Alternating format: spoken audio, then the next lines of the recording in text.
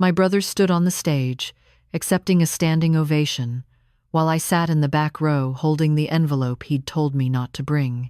When the applause faded, he glanced at me, smiled politely, and said, "Some people confuse effort with value." A woman beside me kept clicking her pen, even after it ran out of ink. I folded the envelope back into my coat pocket and stayed seated. By the time he stepped down from that stage, everything he believed about his life was already wrong. My brother Daniel had always liked stages. Not literal ones at first, just rooms where attention bent naturally toward him. Dining tables, classrooms, offices. Anywhere people leaned in when he spoke. He had a way of sounding certain, even when he was wrong, and people mistook that for intelligence. By the time he turned 42, the stages had become real. This one was in downtown Seattle, inside a glass and steel conference hall overlooking Elliott Bay. The event was called the Northwest Innovation Summit. Banners hung from the ceiling with Daniel's name printed in bold letters beneath the title Visionary Leader of the Year. His face was everywhere on programs, screens, even the reusable water bottles handed out at registration. I arrived 10 minutes early and took a seat near the back, aisle side. Old habit. I don't like feeling boxed in. I wore my usual work jacket, the navy one with a stitched patch on the shoulder that read Municipal Utilities, Field Ops. I'd come straight from a site inspection in Tacoma and hadn't bothered changing. My boots were clean, but scuffed. The kind of scuffs that don't come out. In my coat pocket was a manila envelope. It was thin, flexible, unremarkable. Daniel had told me not to bring it. "You'll embarrass yourself," he'd said on the phone 2 nights earlier. His voice had been tired but firm, like he was explaining something obvious to a child. "This is a professional event. Just be there. That's enough." I'd said okay. I always said okay. The room filled quickly. Investors, consultants, city officials, people who wore their success lightly but visibly. Linen jackets, watches that caught the light when they clapped. A woman 2 seats to my left kept clicking her pen. Click, click, click.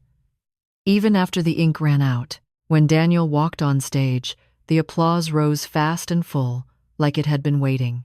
He smiled the smile I'd seen my whole life, modest, appreciative, practiced. He adjusted the microphone, glanced at the teleprompter, then out at the crowd.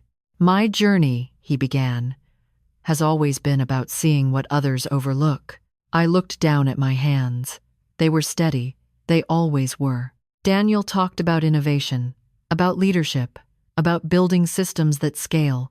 He talked about growing up with nothing, about grit and resilience, about how he'd built his environmental consulting firm from scratch. He didn't mention me. He never did at events like this. I was part of the past he liked to compress into a single vague paragraph. Then came the moment I hadn't expected to last as long as it did. During the Q&A, a moderator asked Daniel who had influenced him most early in his career. Daniel laughed softly, the way people do when they already know their answer will land well. "I've had people around me who worked very hard," he said. "But hard work alone isn't vision. Some people confuse effort with value."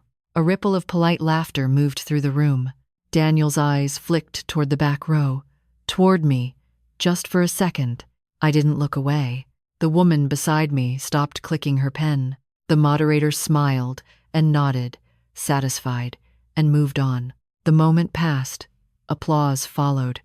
Daniel bowed his head slightly, humble in victory. I stayed seated. When the event ended, people surged forward. Congratulations, handshakes, business cards exchanged like currency. Daniel stepped down from the stage and was immediately surrounded. I waited. There was no rush. Eventually, he noticed me standing near the exit. "Hey," he said, breaking from the group. His smile tightened when he saw my jacket.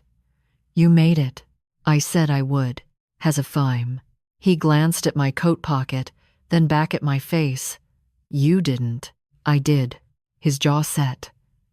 "Not here. I won't make a scene." He exhaled through his nose, already irritated. "You don't get it. This isn't about you." That was familiar, too. We stood there for a moment, the noise of the room swelling around us. Someone laughed too loudly nearby, glasses clinked. A server brushed past with a tray of champagne. Daniel leaned closer. "Whatever that is," he said quietly, nodding at my pocket. "Leave it in the car. If you want to give it to me later, fine, but not now." I nodded, calmly. "Okay." His shoulders relaxed. He patted my arm, already half turned away. "Good. I'll call you next week." He didn't wait for an answer. I walked out into the late afternoon light. The air off the bay was cool, damp. Seagulls circled overhead, screaming like they always did. I stood by my truck and opened the envelope. Inside was a single document, folded once. The paper was creased from years of handling. At the bottom, my signature sat beside his. I didn't read it again. I didn't need to. I slid it back into the envelope, returned it to my pocket, and leaned against the truck until the crowd thinned. Then I drove home. My apartment was small, second floor of a converted Craftsman in Renton. I'd lived there 12 years. Same view of the alley, same neighbor downstairs who played old jazz records on Sunday mornings. I hung my jacket on the hook by the door and set my boots neatly on the mat. The envelope went on the kitchen table. I poured a glass of water and drank it standing up. The faucet dripped once after I shut it off. I made a mental note to fix it this weekend. I didn't feel angry. That surprised me, a little. Mostly, I felt tired. Not the end of day tired. The kind that settles deeper, that comes from watching the same misunderstanding repeat itself over decades. Daniel had always believed the story he told about himself. It was polished now, reinforced by applause and money and rooms like the one I'd just left. He thought effort without recognition was meaningless. He thought visibility was proof. He thought he knew what built his life. I sat down at the table and finally allowed myself to think about what came next. Not emotionally, practically. There were steps, timelines, people who would need to be notified, and others who absolutely should not be. I checked my phone. 3 missed calls from Daniel's assistant, 1 text. "Great seeing you. Daniel asked if you could email over that old paperwork you mentioned years ago, for his records." I smiled once, briefly, and set the phone face down. The envelope stayed where it was, untouched. Outside, a car door slammed. Someone laughed. Life continued in the ordinary way it always does, right up until it doesn't. By the time Daniel lay down that night, confident and celebrated, the foundation he stood on had already begun to give way. I woke up before my alarm the next morning, the way I always did when something unresolved was sitting in my chest. The sky outside my bedroom window was still gray, Seattle doing what it did best, holding on to the night longer than necessary. For a few seconds, I lay there listening to the radiator click and cool, letting my breathing settle before the day could ask anything of me. The envelope was still on the kitchen table where I'd left it. I showered, shaved, dressed for work. Same routine, same blue work pants, same boots. I packed a lunch I probably wouldn't eat and poured coffee into a travel mug that had lost its logo years ago. When I picked up my keys, my eyes landed on the envelope again. I slid it into my work bag this time. The drive south was quiet. Traffic thinned after Kent.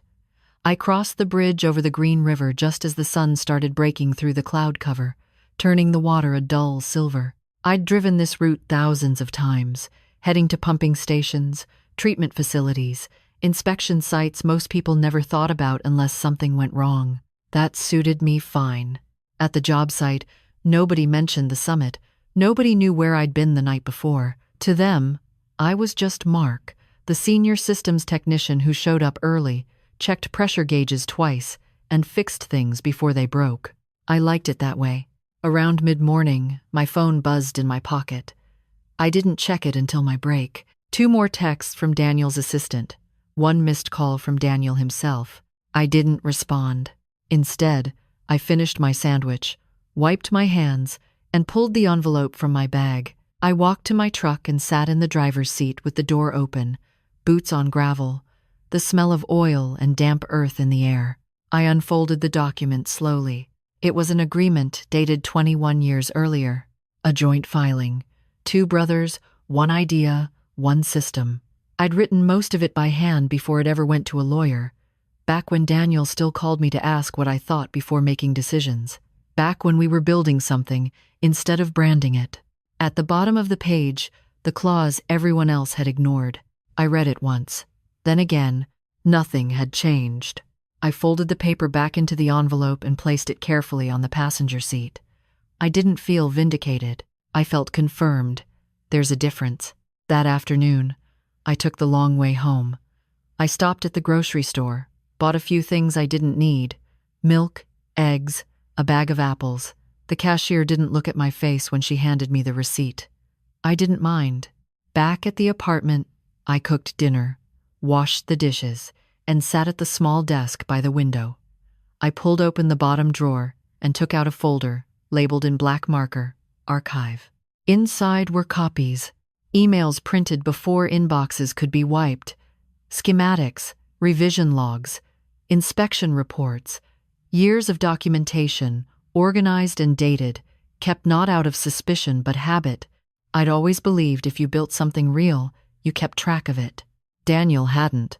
He'd moved fast, forward-facing, always chasing the next pitch, the next client, the next headline. He trusted that what mattered would stay behind him. It doesn't work like that.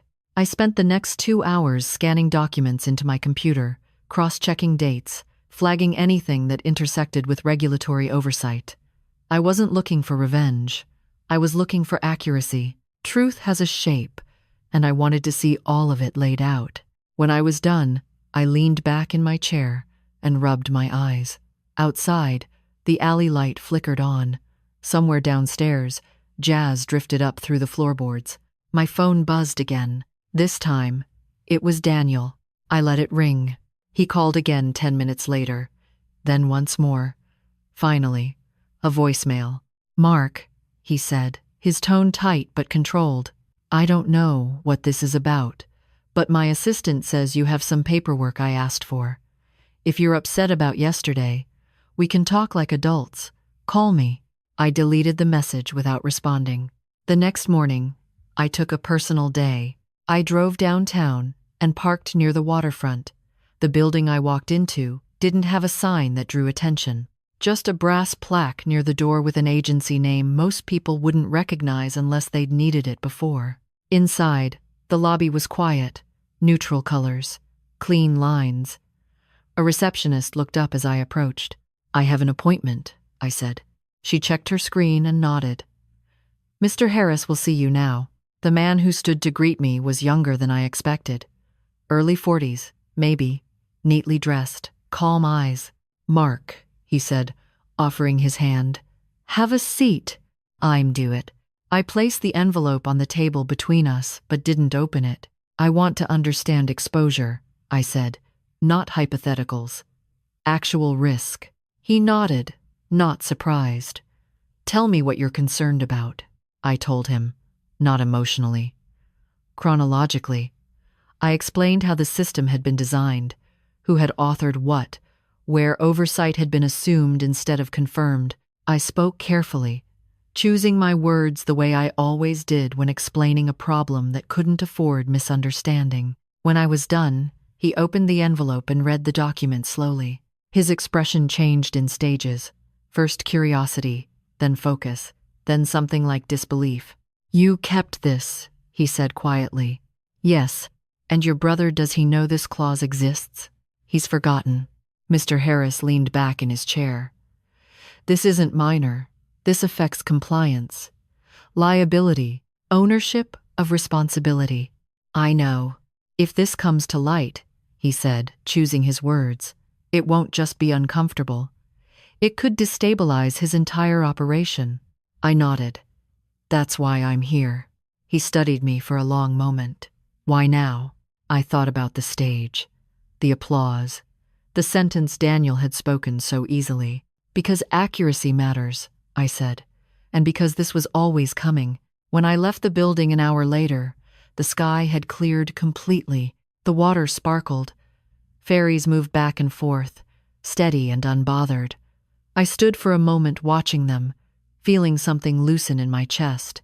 That night, Daniel showed up at my apartment unannounced. I heard the knock and knew it was him before I opened the door. He looked tired. His tie was loose, his hair uncombed in a way that suggested impatience rather than neglect. "We need to talk," he said, stepping inside without waiting for permission. I closed the door behind him. He looked around, taking in the same furniture he'd seen 100 times before. "You could have something nicer, you know. I don't need it." He exhaled sharply. "My assistant says you're not responding. Clients are asking questions about documentation, old documentation." I leaned against the counter. "That happens." "What did you do?" he asked. "Nothing yet." His eyes narrowed. "You're playing games." "No," I said. "I'm letting processes work." "One." Daniel laughed, but there was no humor in it. "You think you're teaching me a lesson?" "I think you taught yourself one a long time ago," I said calmly. "You just haven't seen the result yet." He stared at me, searching my face for something: anger, guilt, satisfaction. He didn't find it. "This isn't over," he said finally. I nodded. "No, it's not." After he left, I stood in the quiet apartment and listened to his footsteps fade down the stairs. I didn't feel relief. I felt inevitability settling into place, heavy and sure. Daniel believed effort without visibility was worthless. He believed the story he told was the whole truth. Soon, he wouldn't have that luxury anymore. Daniel didn't call for 3 days after that. That wasn't normal.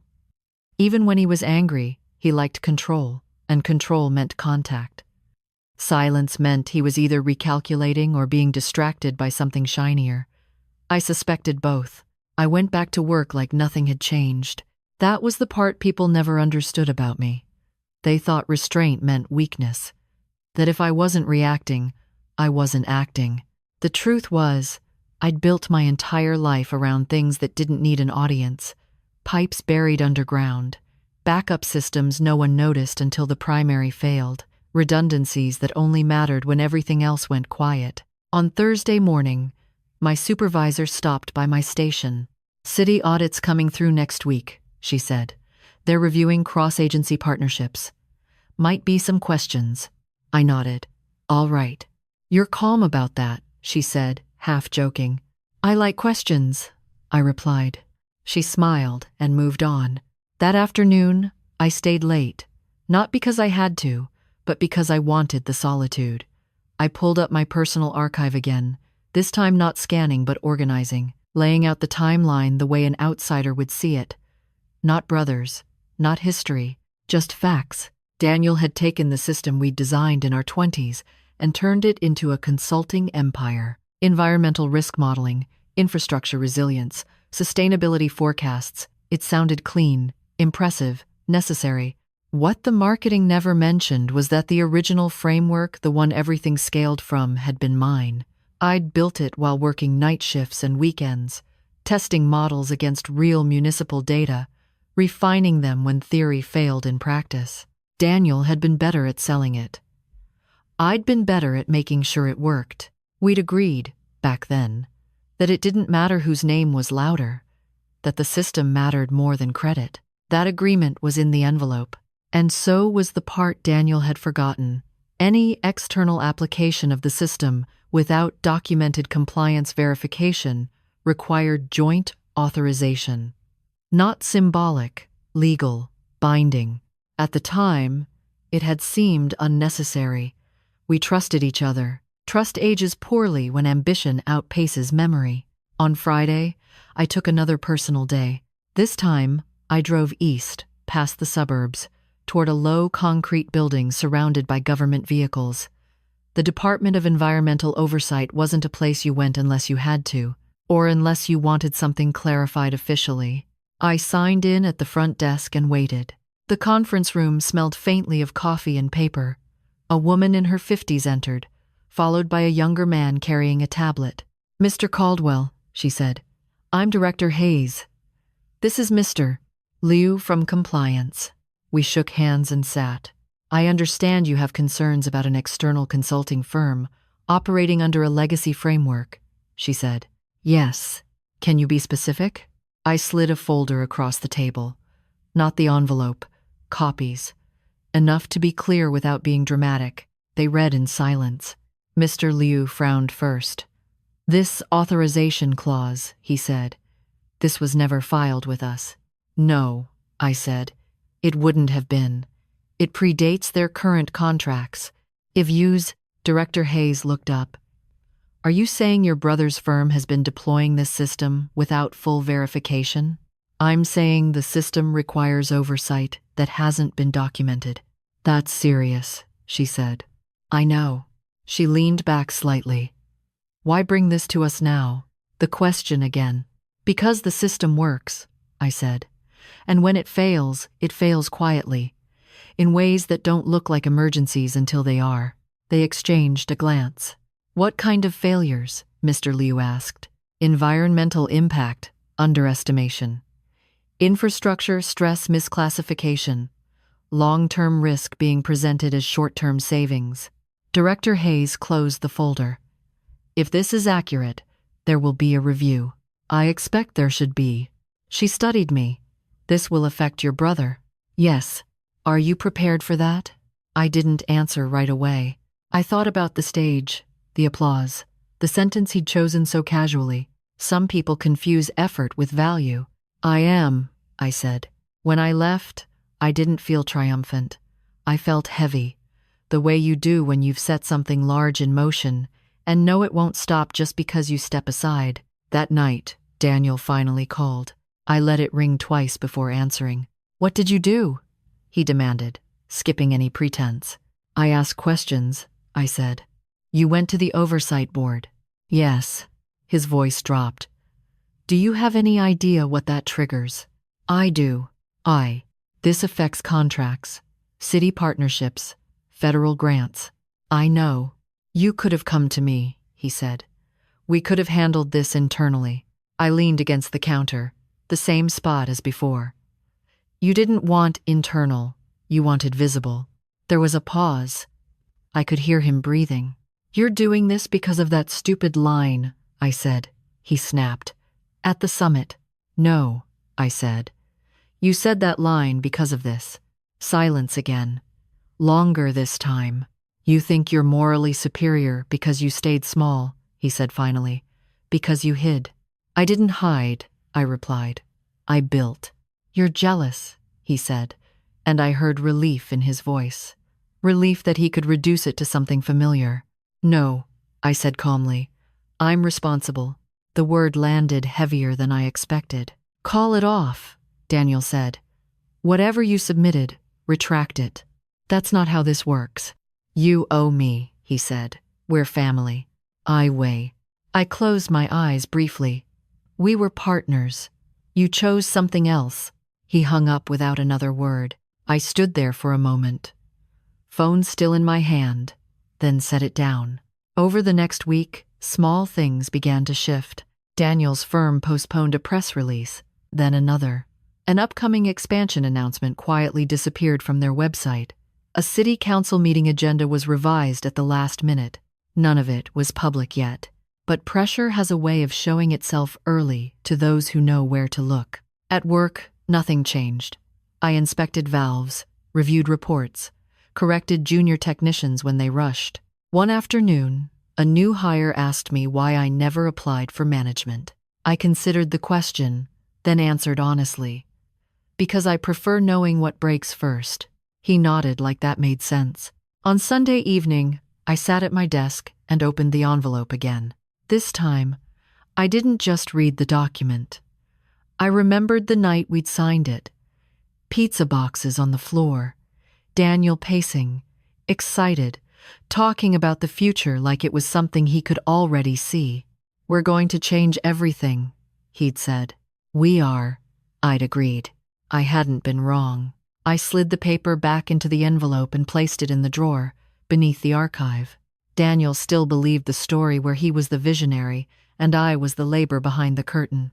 What he didn't understand yet was that curtains are only useful until the structure starts to fail. And when that happens, the quiet parts matter most. The review began quietly, the way serious things usually do. No press releases, no announcements, just emails marked request for clarification, and calendar invites with vague titles. Daniel's firm didn't announce delays anymore. They stopped mentioning timelines altogether. That was how I knew the questions were no longer optional. On Tuesday morning, I was called into a meeting at the municipal building downtown. Not as an employee, but as a subject matter reference. The distinction mattered. The room was windowless and colder than necessary. A long table, bottled water no one touched. 3 people from different departments, none of them hostile, none of them friendly, professional in the way that keeps emotion out of the room. They asked me to walk through the original framework again, not the pitch version, the operational one. I spoke plainly. I explained why certain variables had been weighted the way they were, why others were never meant to be generalized. I explained what happened when those limitations were ignored.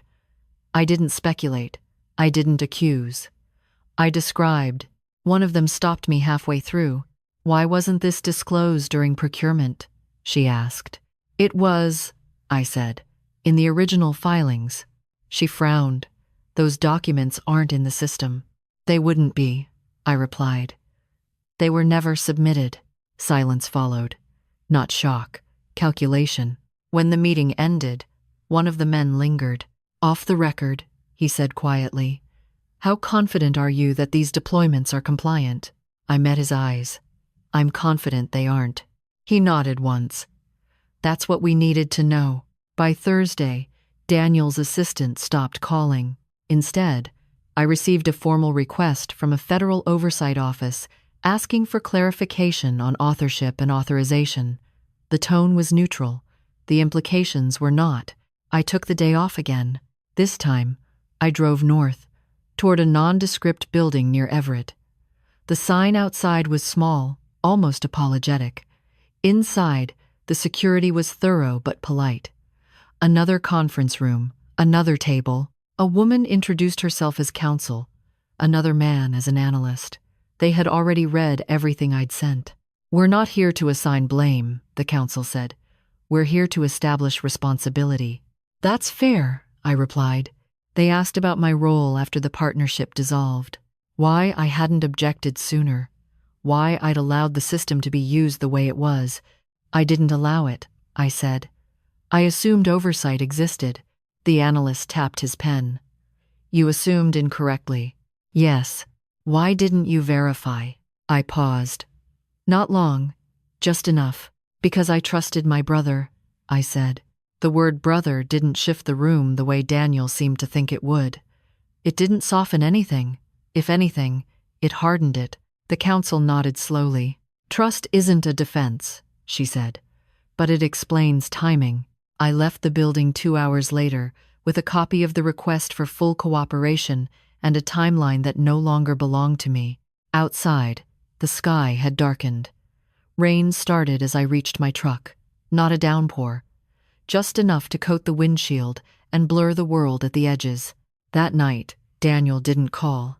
Instead, my phone filled with notifications, industry chatter, LinkedIn posts scrubbed, a scheduled keynote quietly canceled. Someone forwarded me an article draft that never made it past editors. The headline read, "Concerns raised over compliance in regional infrastructure models." Daniel's name wasn't mentioned. Yet, I sat at my kitchen table, scrolling through the messages, feeling something I hadn't expected. Grief, not for what was happening now, but for what could have been avoided if he'd ever stopped needing to be the loudest person in the room. Around midnight, there was a knock at my door. I didn't look through the peephole. I already knew. Daniel stood there in a jacket he'd clearly grabbed without thinking. His eyes were red, not from crying, from not sleeping. "They're asking about you," he said as soon as I opened the door. "They want records. Old ones." "Yes." "You're cooperating." "Yes." He stepped inside, pacing immediately. "Do you understand how this looks? Like I stole something." "You did," I said evenly. His head snapped up. "I built that company. You scaled it." He ran a hand through his hair. "You're twisting this.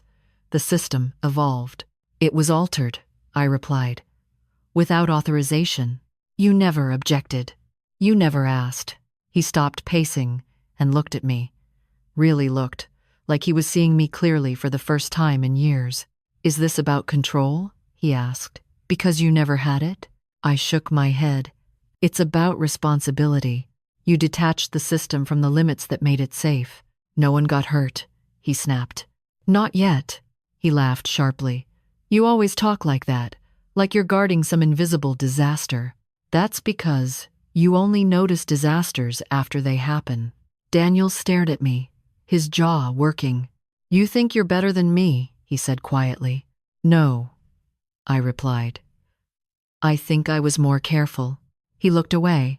"If this goes public, it will. If they pull contracts, they should. Well, you're destroying everything I built."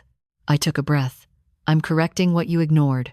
He stood there, shoulders slumped now, the confidence gone. For the first time since the summit, he looked small, not powerless, just human. "Call them," he said. "Tell them it was shared, that we agreed." I met his eyes. "We didn't."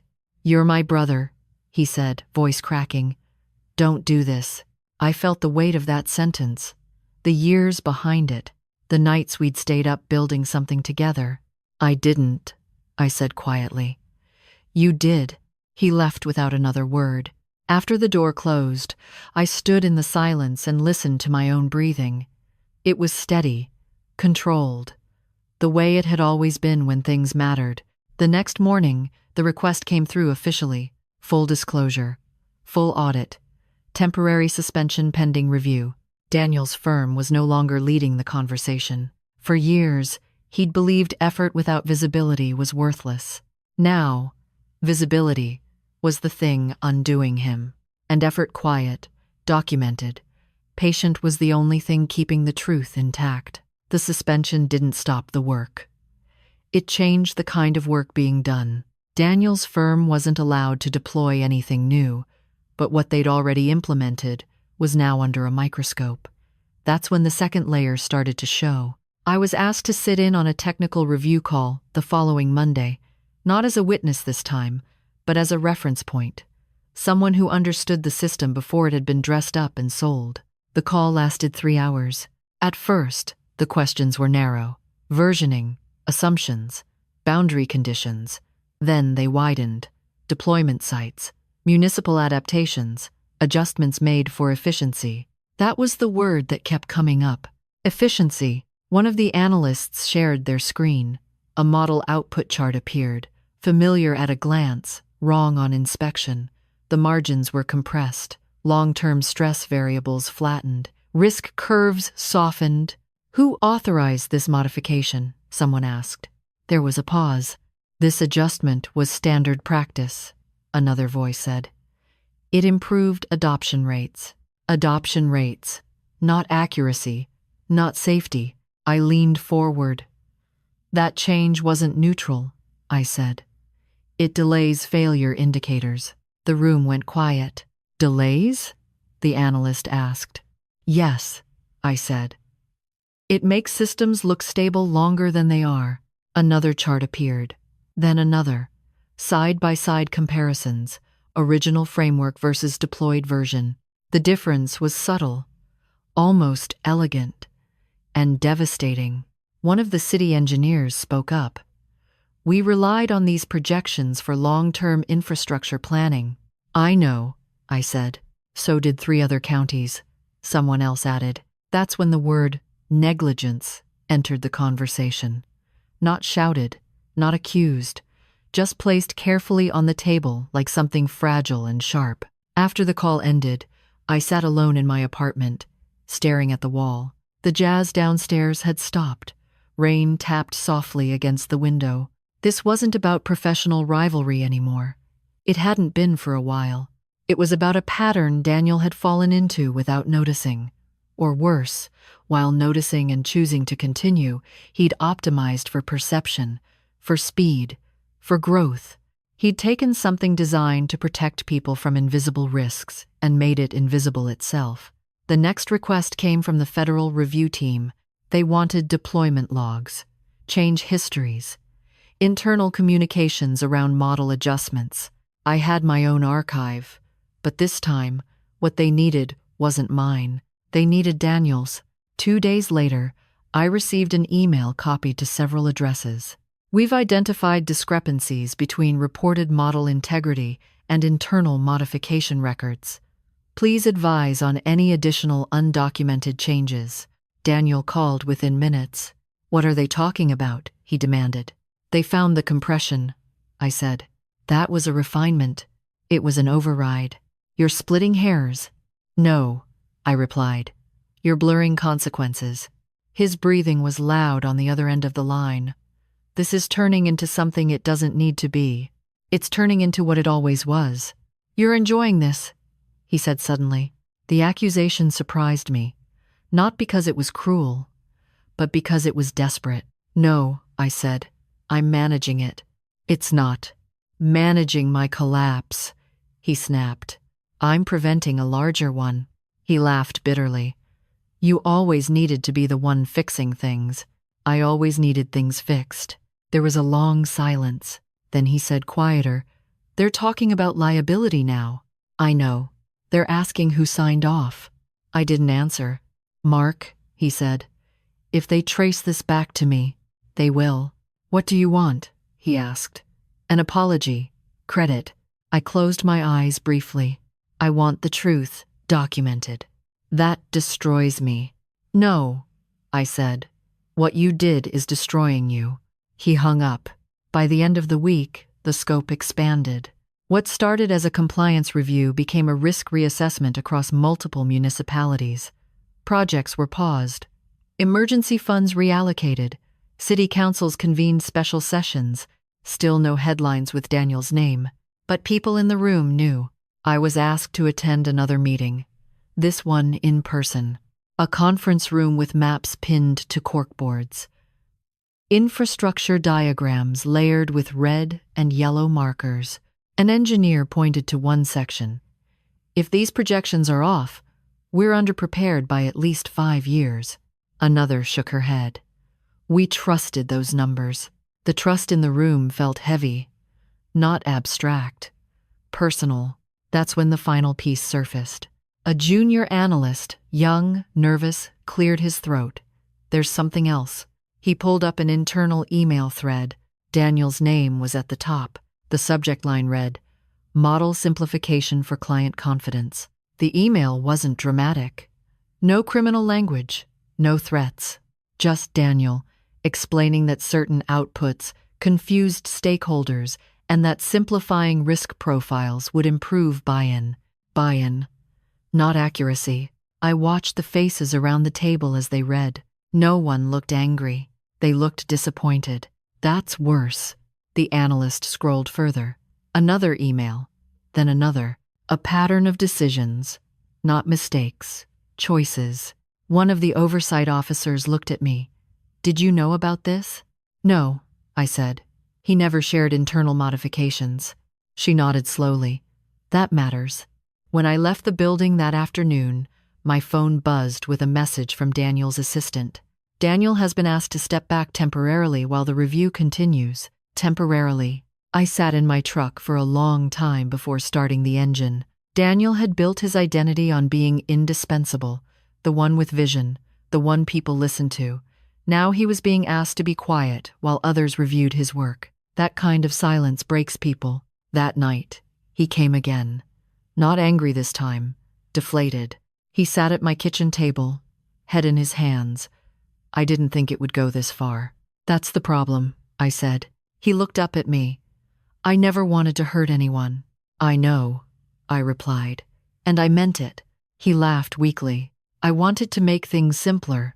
Simpler isn't safer. He nodded, staring at the table. They're talking about removing me permanently. I didn't respond. Say something, he said. I chose my words carefully. You built something impressive on top of something fragile. His eyes filled, just slightly. You could still help me. I am. He shook his head. No, I mean help me survive this. I stood and went to the drawer. I pulled out the envelope and placed it on the table between us. This, I said, is why I can't. He stared at it. That old thing? That old thing, I said, is the line between oversight and liability. He didn't open it. I kept my side of this, I continued. I built carefully. I documented. I protected the system. And I broke it, he whispered. You detached it, I corrected. From consequence. He covered his face with his hands. In that moment, I didn't feel satisfaction. I felt something closer to mourning, not just for our relationship, but for the version of him that had once cared more about accuracy than applause. The discovery wasn't just what he'd changed, it was why he'd changed it, and once that became clear, there was no way to put it back the way it was. After that night, Daniel stopped coming by. Not abruptly, gradually.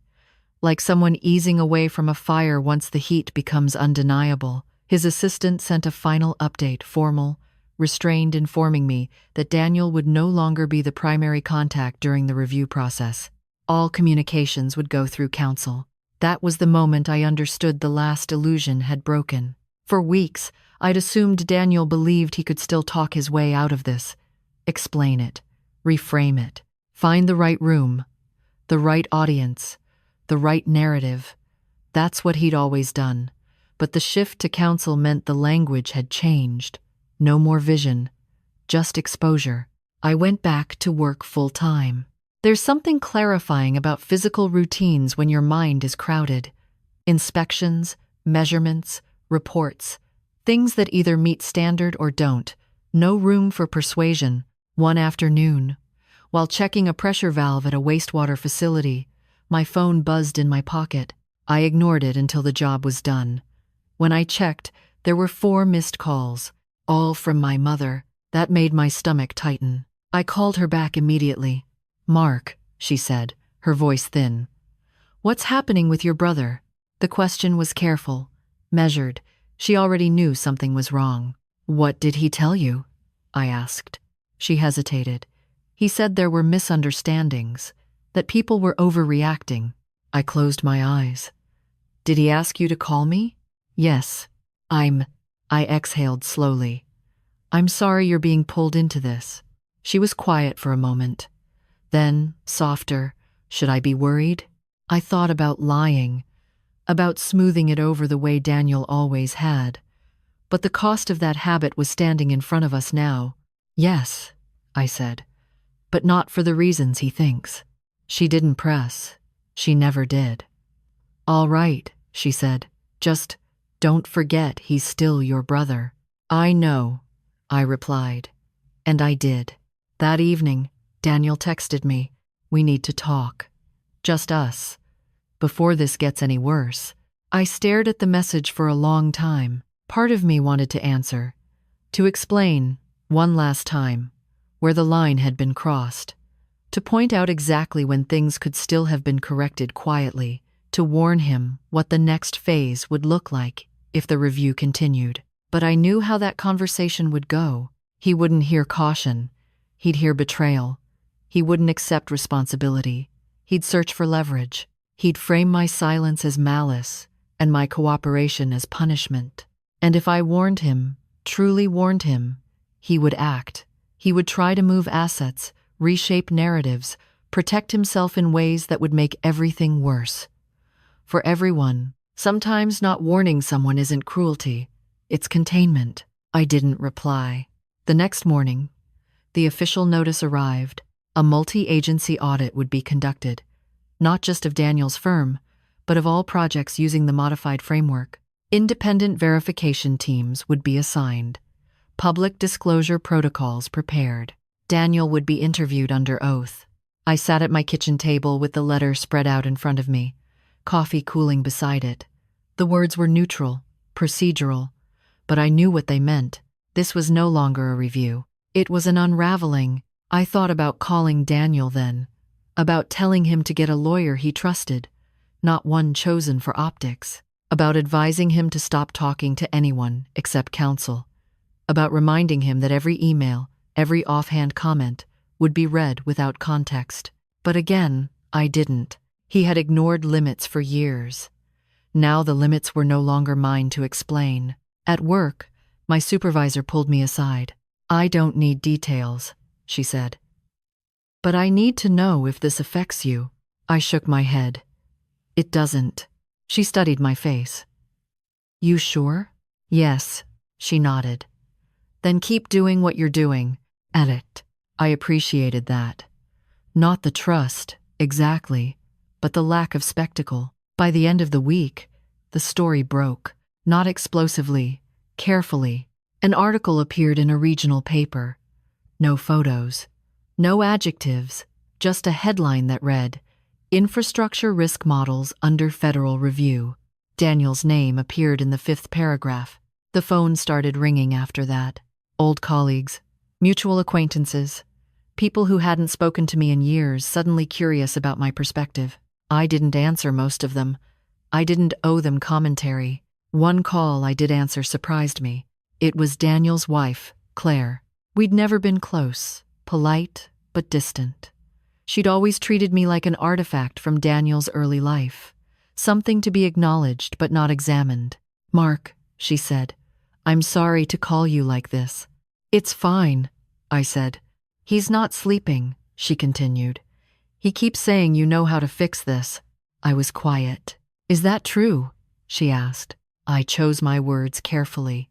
I know how to prevent it from being worse. Then please, she said, help him. I am, I replied. There was a pause. By not doing anything? By letting the truth be complete, I said. She didn't respond right away. When she did, her voice had changed. He says you're punishing him. I'm not. He says you hate him. I closed my eyes briefly. I don't. She sighed. Then why does it feel like you're letting him fall? Because sometimes people don't understand the ground they're standing on until it gives way. But I didn't say that. I'm not letting him fall, I said instead. I'm not stopping the fall. After we hung up, I sat there for a long time, listening to the hum of the refrigerator, the distant traffic outside. I felt the weight of the choice I'd made settle fully now. Not warning him meant surrendering control of the outcome. It meant trusting the systems I believed in to do what they were designed to do. It meant accepting that whatever happened next would be irreversible. But warning him would have meant becoming complicit in the damage. And I had already chosen my side. That night, I received a final message from Daniel. If you don't step in now, you'll regret it. I deleted it. Some collapses can be softened. Others have to be seen clearly, all the way through. Daniel still believed effort without visibility was meaningless. Soon, he would learn what invisible consequences look like when they surface. And I would not be the one to stop them. The audit didn't announce itself with sirens or subpoenas. It arrived the way weather does when you've ignored the forecast long enough quietly, then all at once. Teams were assigned, calendars filled, deadlines appeared where assumptions used to live. Daniel's firm lost access to shared data repositories first, not permanently, just during the review. That phrase showed up everywhere now. During the review, deployments were frozen. During the review, communications were centralized. During the review, authority was suspended. It was a polite way of saying control had shifted. I watched it happen from a distance. At work, I was asked to consult on a temporary task force assembled to assess downstream impact, not as a representative of Daniel's firm, but as an independent technical advisor. The invitation came from someone 2 levels above my pay grade. The subject line was simple: request for participation. I accepted. The first meeting took place in a municipal conference center south of the city. Long tables arranged in a square, coffee urns in the corner, name placards printed in black ink.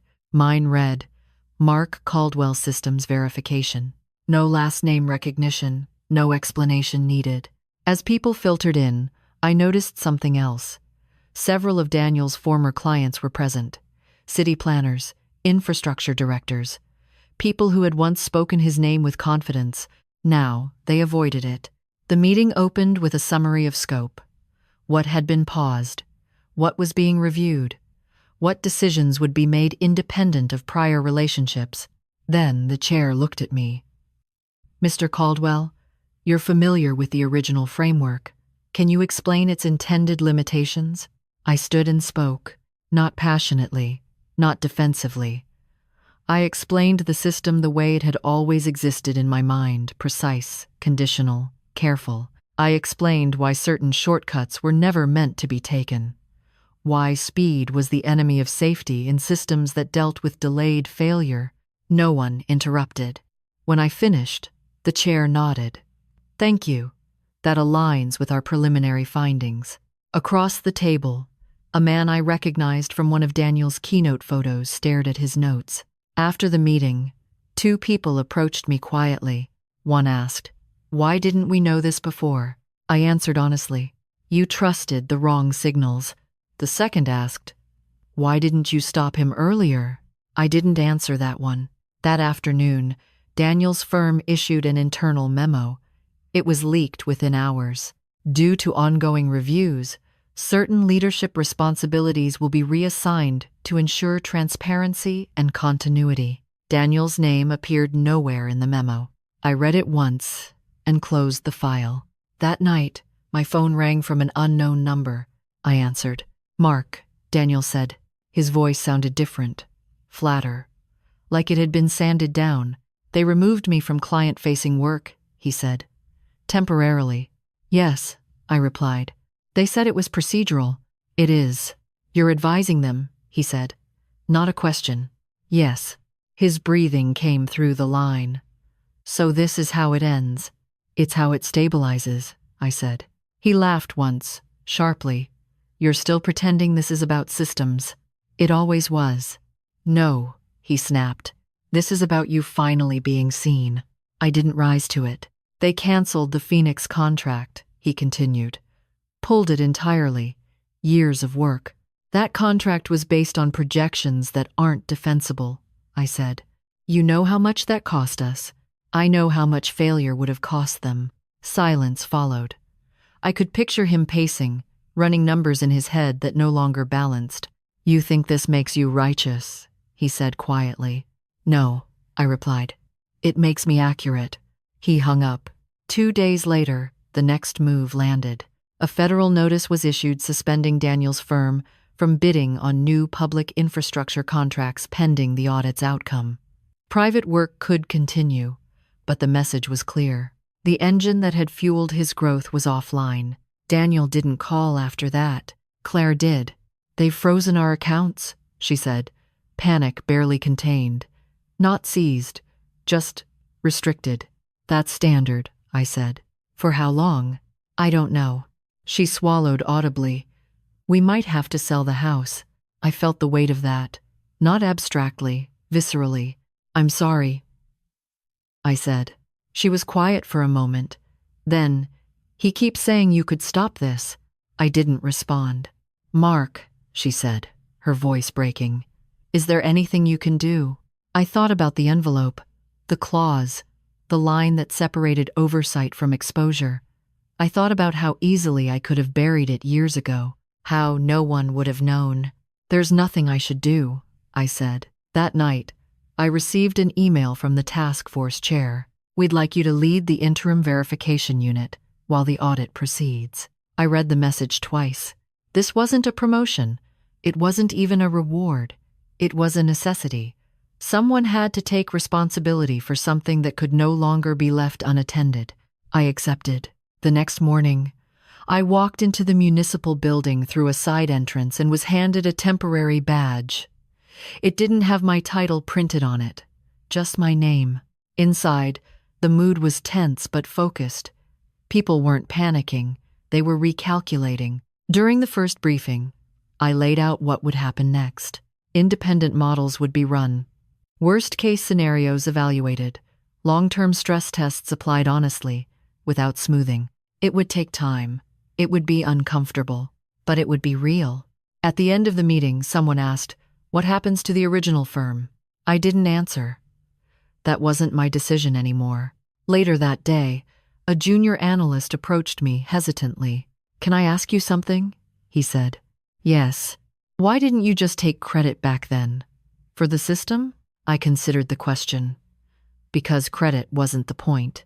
He nodded, like he wasn't sure he believed that, but wanted to. That evening, Daniel sent one final message. "You won. I stared at the words. I didn't feel like a winner. I typed a response, then erased it. Typed again, erased again. Finally, I sent nothing. Because this wasn't a contest. It was a correction. Daniel had built a life on visible power, on applause and influence and rooms full of people leaning in. I had built mine on leverage that didn't announce itself. And now, without raising my voice or making a demand, the ground beneath him was shifting not because I pushed it, but because it could no longer support what he'd placed on it. The second move wasn't loud. It was structural, and by the time Daniel understood that, there was nowhere left to stand. Daniel didn't choose a public place when he finally asked to see me. The message came late, just after 10. No accusations, no demands, just an address and a time. Tomorrow, 7 a.m. Please. The address was a small cafe near the edge of the industrial district. The kind of place that served coffee strong enough to strip paint and didn't ask questions. I knew it. I'd been there plenty of times on early shifts.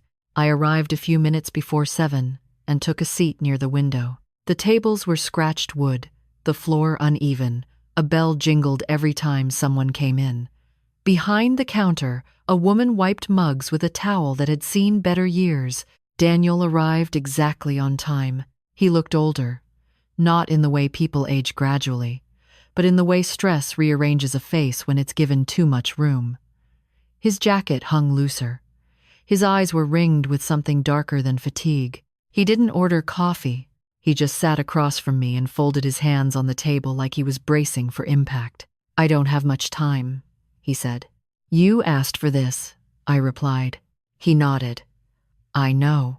For a moment, neither of us spoke. The espresso machine hissed behind the counter.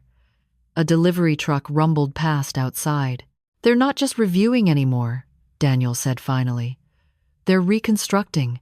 "Yes, they're rerunning everything," he continued, "using the original parameters." "Yes." He was the rating. His jaw tightened. "That makes me look reckless." "It makes the modifications visible," I said. "That's the same thing." I shook my head. "It isn't." He leaned back in his chair. "You always did this," corrected my words instead of hearing what I meant. "I'm hearing you," I said. "You're afraid." He laughed without humor. "I'm ruined." "Not yet," I replied. He stared at me. "You really believe that?" "I do." Daniel rubbed his face with both hands. When he dropped them, his eyes were wet. He didn't wipe them. "I thought you hated me," he said quietly. I didn't answer right away. "I thought you'd been waiting your whole life for this," he went on. "For the moment you could finally pull me down to your level." I met his gaze. "This isn't my level. This is the ground." He flinched. "I didn't want this," he said. "I didn't wake up one day and decide to be dishonest." "I know," I said. "I just kept saying yes," he continued, "to clients, to deadlines, to expectations. And every time I simplified something, it seemed harmless. Until it wasn't," I said. He nodded slowly. "Until it wasn't." The waitress came by and refilled my coffee without asking. Daniel declined again with a shake of his head. "They're asking about authorship," he said. "About why your name isn't on more filings." "That's on us," I replied. "On you," he said sharply. "You let me take everything. I didn't rise to it. You took what I didn't protect." He laughed bitterly. "You always talk like that. Like responsibility is some neutral force." "It is," I said, "until someone avoids it." He leaned forward, lowering his voice. "Tell them you approved the modifications." "No." "Say, we discussed them." "We didn't." "Say something," he said, desperation bleeding through now. "Anything that spreads this out, buys time." "For what?" I asked. "So I can fix it," he said quickly. "I can reverse it. I can issue corrections. I can make it right." I studied him for a long moment. "You're still trying to control the outcome," he exhaled. "What else am I supposed to do?" "Accept it," I said. He scoffed. "That's easy for you to say. You're insulated." I shook my head. "I'm exposed, just in a different way." He looked confused. "What does that mean?" It means I'm the one explaining to city planners why their safety margins were overstated. I'm the one answering questions about infrastructure risk. I'm the one who has to look people in the eye and say we're behind. He stared at me, the realization settling in slowly. You're carrying this. Yes, you didn't have to. I did. The bell over the door jingled as another customer came in. Morning light crept higher along the window. Daniel slumped back in his chair. I don't recognize you anymore. I considered that. You stopped looking a long time ago. He was quiet. Finally, he said, if I lose everything, it will be because of you. I met his eyes. If you lose everything, it will be because you detached yourself from consequences. He shook his head. You could still help me. I am helping, I said, by not lying. He looked down at the table. His hands were shaking now, just slightly. Do you feel powerful? He asked. I answered honestly. No. Then, what do you feel? I thought about it. Tired, focused, certain. He laughed softly. You always had the luxury of certainty. No, I said. I built it. We sat in silence for a while. The cafe filled slowly. Workers on their way to jobs no one would applaud them for. People ordering breakfast, glancing at phones, living lives that didn't care about our crisis. Eventually, Daniel stood. This is it, then, he said. This is part of it, I replied. He hesitated, then reached into his jacket and pulled out a folded piece of paper. He slid it across the table. What's this? I asked. My resignation letter, he said. Draft. They asked me to prepare one. I didn't touch it. Do you think I should submit it? He asked. I looked at him carefully. Do you think you should? He swallowed. I don't know who I am without this. I held his gaze. That's not my question to answer. He nodded slowly, folded the paper back up, and stood. At the door, he paused. For what it's worth, he said, I never thought you were worthless. I watched him. You didn't have to think it. You said it. He flinched, then left. I stayed where I was, finishing my coffee as the day fully arrived. The private confrontation didn't end things. It clarified them. Daniel still believed he could manage his way out of collapse. I knew better. Because once the truth is fully assembled, it doesn't negotiate. It waits. And soon, it would speak without either of us in the room. After the cafe, things moved faster. Not visibly, at first. There were no dramatic announcements, no flashing headlines. But inside the rooms where decisions were made, the tone had changed. The questions were no longer what went wrong, but who knew when. That distinction mattered. I spent most of my days in conference rooms now, walking people through systems that had once existed quietly in the background. The original assumptions, the ignored limits, the places where confidence had replaced verification. Every explanation added another thread. Together, they formed something no one could pretend not to see. Daniel stopped responding to messages entirely. Claire called once, late at night, then hung up before I could answer.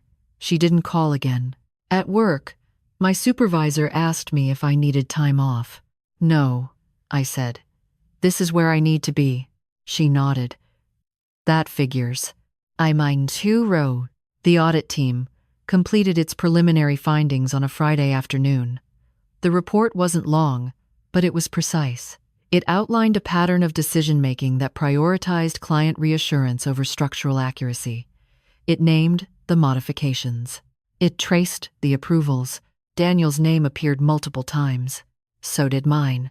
Not as a culprit, as an origin. That weekend, the story finally broke in full. A national outlet picked it up, stripped of euphemisms and cautious phrasing. Words like systemic oversight, failure, and professional negligence replaced the softer language of earlier pieces. Daniel's photo appeared beneath the headline. The phone rang all day. I didn't answer. On Sunday evening, my mother came by unannounced. She brought a casserole neither of us would eat and set it down on the counter without comment. She looked around my apartment like she always did, as if checking to see whether I was still living the same life. You okay? She asked. Yes, I said. She studied my face, then nodded. Your brother isn't. I didn't respond. He called me this morning, she continued. He sounded lost.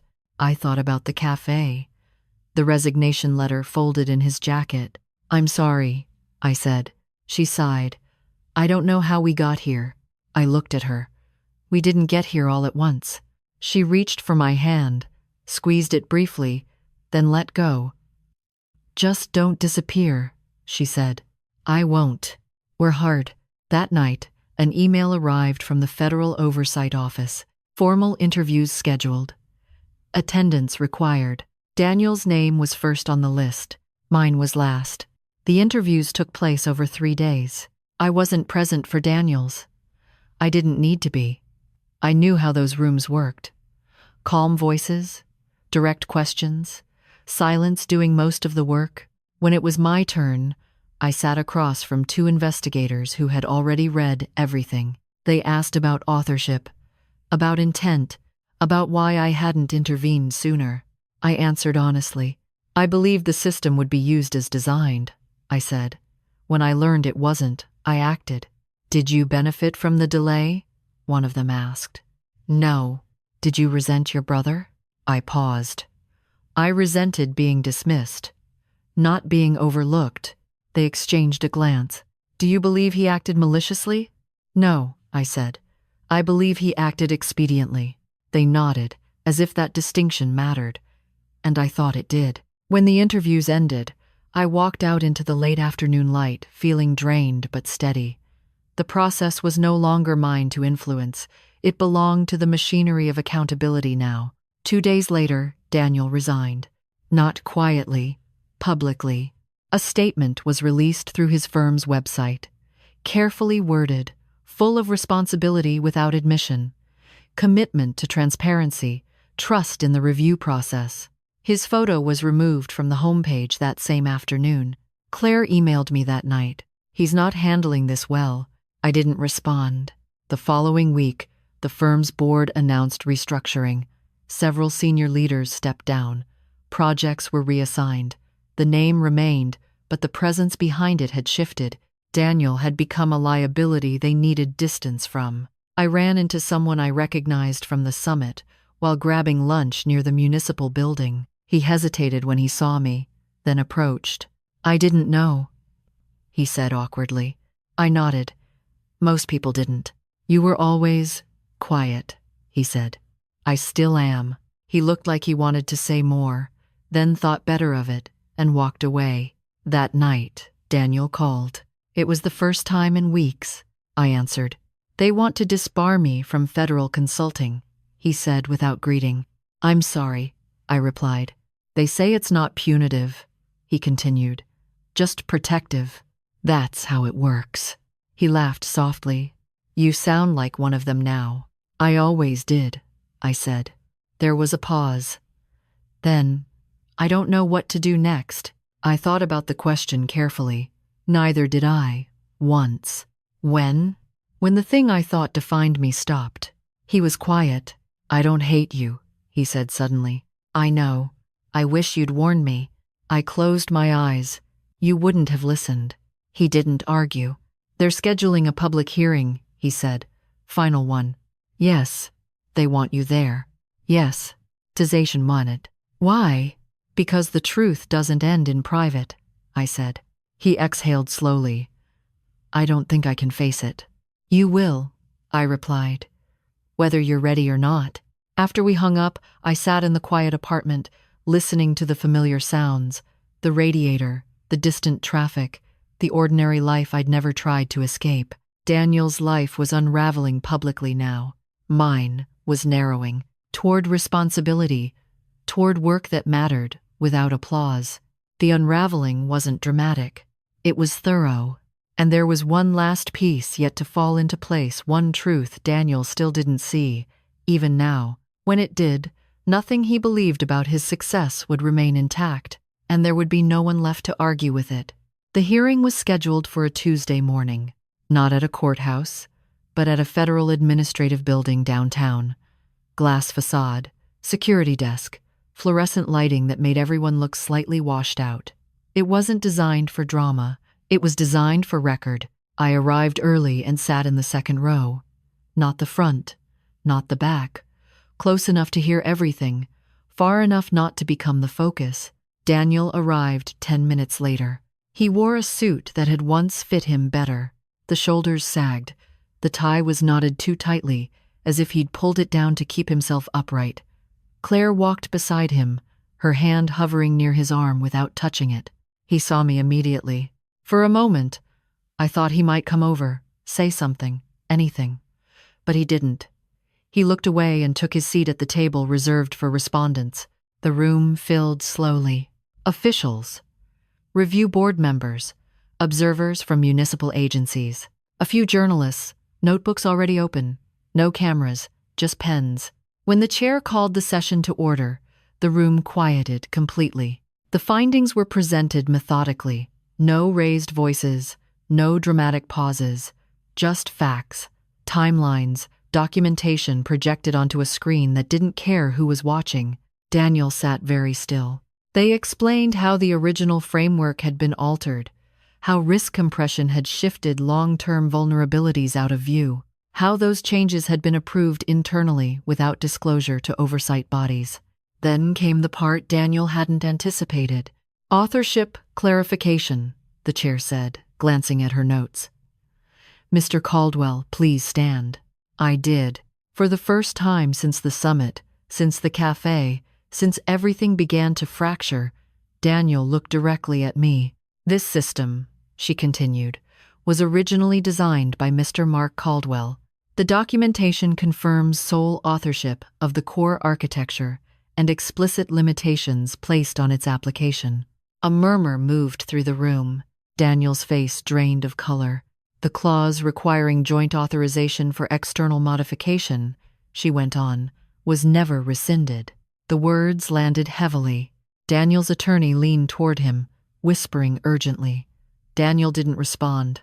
He was staring at the screen, at my name printed where his had always been. The chair turned back to me. Mr. Caldwell, did you authorize the modifications implemented by your brother's firm? No, I said. Were you consulted? No. Did you object once you became aware? Yes. She nodded and gestured for me to sit. I did. Daniel's hands were shaking now. Not violently, just enough to be visible if you were looking. The board moved on to testimony from analysts, engineers, municipal representatives. People described how they'd relied on projections, how decisions had been made based on confidence in the model. No one accused Daniel directly. They didn't have to. Finally, Daniel was invited to speak. He stood slowly, adjusting the microphone with hands that no longer trusted themselves. I never intended to mislead anyone, he began. His voice was steady but thin. I believed the system was adaptable. The chair waited. The room waited. Daniel glanced at me, then back at the board. I made decisions to improve usability, to make information accessible. Did you disclose those decisions? One member asked. Daniel hesitated. Not formally. Why not? He swallowed. Because I didn't believe they materially changed outcomes. The chair leaned forward slightly. But they did. Yes, Daniel said, the word barely audible. And you were aware of the original limitations? Yes. And of the authorization requirement? Another pause. Longer this time. Yes. The silence that followed was complete. In that moment, Daniel did what he'd always done when cornered. He tried to explain. I was under pressure, he said. Clients needed reassurance. Cities needed certainty. If I'd presented the full complexity, projects would have stalled. The chair didn't interrupt. I thought I was helping, Daniel continued. I thought simplifying the message served the greater good. A board member spoke, her tone even. You replaced uncertainty with false confidence. Daniel opened his mouth, then closed it. Another member leaned in. Mr. Caldwell, do you understand the difference between leadership and liability? Daniel nodded slowly. I do now. The chair looked down at her notes, then back up. The board finds that Mr. Daniel Caldwell knowingly approved undisclosed modifications to a federally utilized risk assessment framework in violation of compliance standards and professional ethics. Daniel closed his eyes. As a result, she continued, his federal consulting credentials are hereby revoked, effective immediately. Further determinations regarding civil liability will proceed separately. Claire gasped softly behind him. Daniel didn't move. The chair turned to the room. This session is adjourned. The gavel came down, not loudly, just once. People stood. Papers shuffled. Quiet conversations resumed. The machinery moved on. Daniel remained seated. I stayed where I was. Eventually, Claire touched his arm. He looked up at her like he didn't recognize her. She said something I couldn't hear. He nodded faintly and stood, moving as if gravity had increased. As they passed my row, Daniel stopped. He looked at me, his eyes red, unfocused. "You planned this," he said. I met his gaze. I documented it. "You let them take everything," he whispered. "They took what wasn't protected," I replied. He laughed weakly. "You always win by not playing." I shook my head. "I show up." He studied me for a long moment, then nodded once and walked away. Outside, the air was crisp. The city moved as it always did. Buses hissed. People hurried past with coffee cups and phones, unaware that a life had just collapsed quietly inside a glass building. I stood there for a moment, then headed back to work. There was still infrastructure to review, still systems to stabilize, still consequences unfolding without applause. The reckoning hadn't been loud. It had been complete. And as I returned to the invisible work I'd always done, I knew Daniel was finally facing the truth he'd avoided his entire life. Not that he'd failed, but that he'd never understood what was holding him up in the first place. 3 days after the hearing, I was asked to return to the federal building, not for testimony, not for clarification, for transfer. The email was short. Procedural. It didn't mention Daniel at all. Effective immediately, stewardship of the Caldwell framework will be reassigned pending long-term governance determination. Stewardship. Not ownership, not control. Responsibility. I arrived early again, badge clipped to my jacket, and was escorted to a smaller conference room than before. No journalists this time. No observers. Just 3 people seated at the table and a stack of documents waiting in front of them. Director Hayes was there. So was the federal counsel I'd met weeks earlier.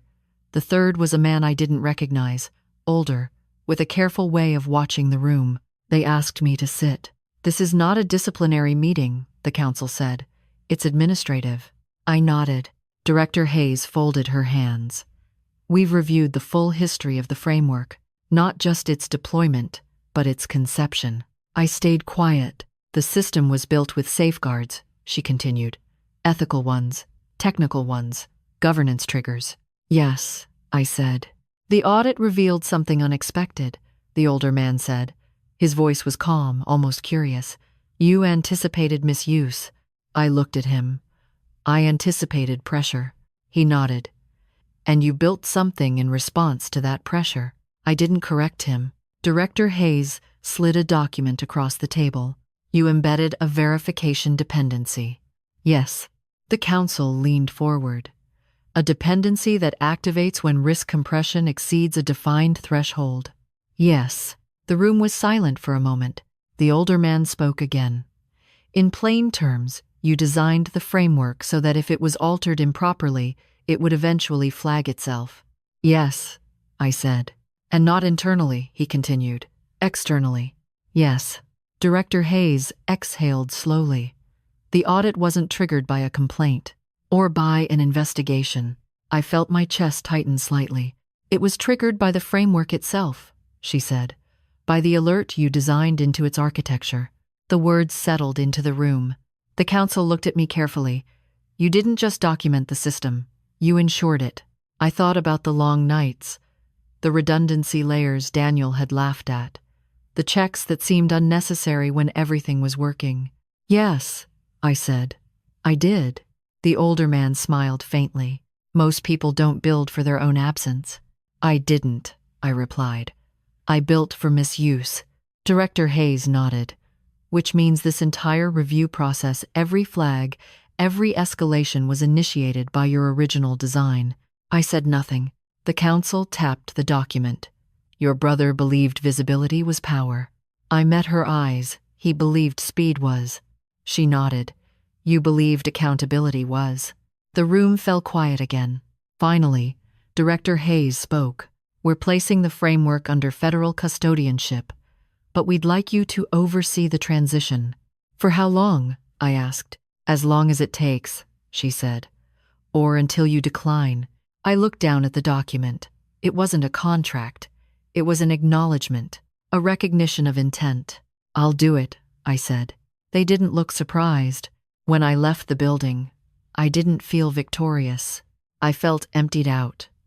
The way you do after carrying something heavy for a long time and finally setting it down. That evening, my phone rang. Daniel, I answered. They told me, he said without preamble. Told you what? That you designed the system to expose this, he said. His voice was flat now, stripped of accusation. I designed it to protect people, I replied. You knew, he said. You knew what would happen if I kept pushing. I knew what would happen if anyone did. Why? He was quiet for a long time. So, all of this, he said finally. The audit, the flags, the review. It wasn't because you reported me. No, I said. It was because the system did. Yes, he laughed softly. You didn't just let me fall. I didn't respond. You built the ground so it would collapse if someone stood on it wrong, he said. I chose my words carefully. I built the ground so it wouldn't collapse silently. Another pause. I never saw it, Daniel said. I know. I wash. I thought you were small, he continued. Invisible. I closed my eyes. I thought you were careful. That one hurt him.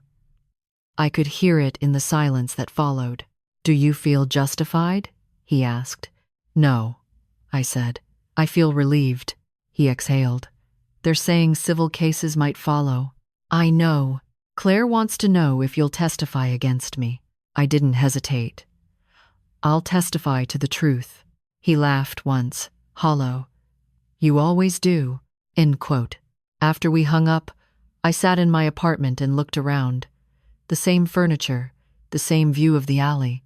Nothing had changed outwardly, but everything underneath had shifted. Daniel had spent his life believing power came from being seen, from being the one at the microphone. He never realized the most important voice in the room was the one he'd stepped over years ago, the one built into the system itself. The final twist wasn't that I exposed him. It was that he exposed himself the moment he ignored the quiet safeguards he never thought mattered. And by the time he understood that, the truth didn't need me anymore. It had already spoken. The work didn't stop after the transfer. If anything, it became quieter. The framework was moved into custodianship, stripped of branding and association. No keynote speeches, no glossy decks, just documentation, peer review, and governance protocols written in language that left no room for interpretation. The kind of language Daniel had always avoided. I reported to a small office 3 days a week. The rest of the time, I stayed at my municipal job. No one asked me to choose between them. No one suggested I should. I liked that. The verification teams rebuilt trust slowly, county by county, project by project. Some municipalities had to revise plans. Some budgets were rewritten. It was uncomfortable work, and no one pretended otherwise. But people slept better, knowing the numbers were honest again. Daniel faded from public view. The civil cases moved forward without drama, settlements, disclosures, reputations quietly rewritten. His firm survived, smaller now, more cautious, run by people who understood what scrutiny felt like. Daniel wasn't part of that future. He called once, months later. I'm teaching now, he said. Guest lectures. Ethics, mostly. That makes sense, I replied. They ask about failure, he continued. I tell them it's never sudden, it's cumulative. I smiled faintly. That's accurate. We didn't talk long. We didn't need to. My mother came by on Sundays again. We ate meals that didn't taste like much but felt necessary. She didn't ask about Daniel anymore. She didn't ask about the hearings or the system. She asked if I was sleeping, if I was eating, if I was still fixing things that broke. I was. One afternoon, a junior engineer stopped me in the hallway. "I heard you built the original framework," she said. "Yes. Why didn't you ever put your name on it?" I thought about the question as we walked. Because I wanted it to work when no one was watching. She nodded like that was something she'd remember. On my desk at home, the archive stayed where it always had. I didn't add to it anymore. There was nothing left to preserve. The system belonged to the public now, which was where it should have been all along. Sometimes, late at night, I thought about the summit, the stage, the line Daniel had spoken without thinking. Some people confuse effort with value. He had been wrong about one thing. Effort isn't value, but sustained, accountable effort builds something value can't replace. Daniel had chased recognition. I had built resilience. In the end, the system didn't care who was admired. It responded only to integrity. That was the justice of it. Quiet, structural, unavoidable. I still take the back row at events. Still wear my work jacket. Still leave early when there's nothing more to contribute. Nothing about my life looks impressive unless you know what to look for. And that's fine, because legacy isn't about who hears your voice. It's about what holds when your voice is gone.